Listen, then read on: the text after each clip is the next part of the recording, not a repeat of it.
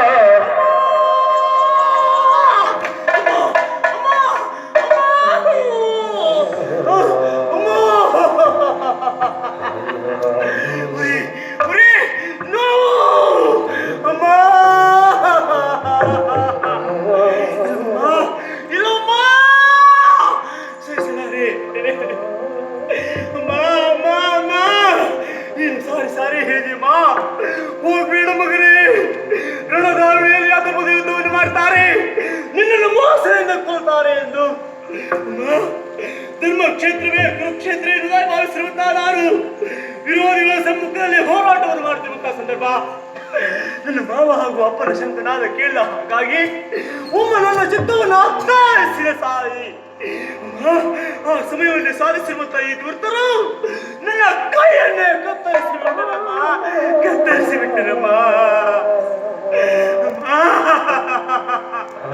ಈ ರೀತಿಯ ದೂರ್ತ ಕೃತ್ಯವನ್ನು ಎಸೆದವರು ಯಾರು ಅಂತ ತಿರುಗಿ ನೋಡಿದ್ರಿ ಕಣ್ಣ ಕಣ್ಣ ಕಣ್ಣ ಕಣ್ಣ